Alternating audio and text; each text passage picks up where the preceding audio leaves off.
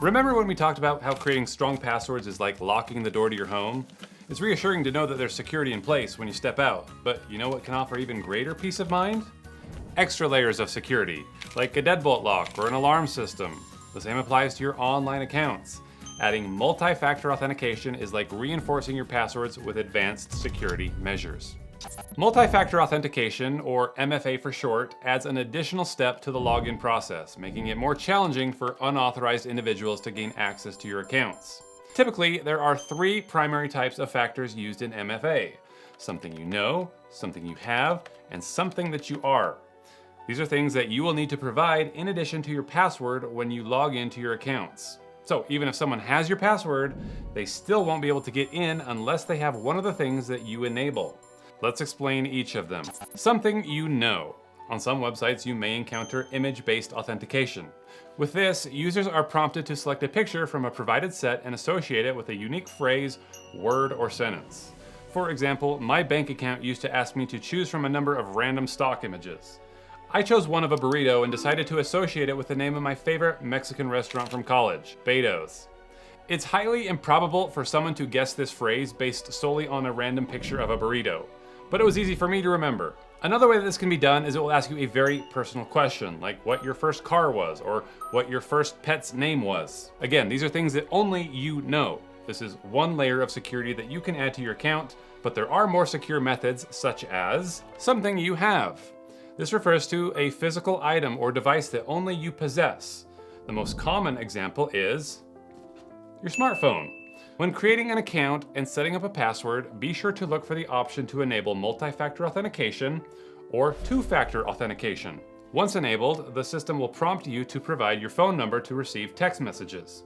With MFA or 2FA activated, when you log into your account, a 6 or 7-digit code will be automatically sent via text message to your phone.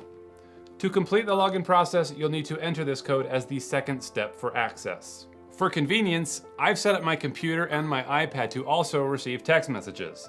But if someone else has access to either of these devices when a confirmation code comes through, there's a chance that they'll see it and that will put me at risk, won't it?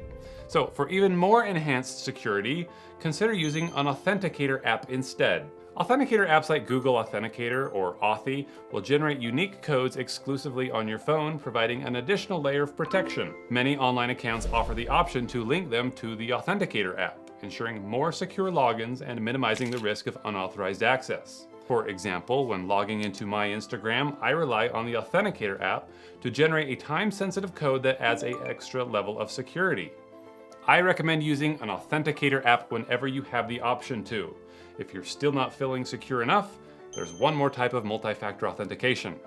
Something you are. This factor relies on biometric information unique to you, such as your fingerprint or your facial features. These advanced security features are commonly available on newer smartphones, making them a highly secure form of multi-factor authentication. After all, no one else out there has the exact same fingerprint or face as you. I strongly recommend using facial recognition when it's offered, especially for critical accounts like email or banking. Not only is it the quickest and most straightforward way to gain access, but it also provides an exceptional level of security, ensuring that only you can unlock your accounts with a simple glance.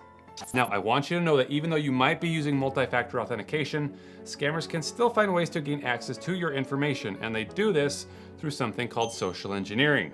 Social engineering involves cleverly manipulating individuals to disclose sensitive information unwittingly. Let me give you an example of a common way that this might be done. A scammer could message you on Instagram pretending to be one of your friends.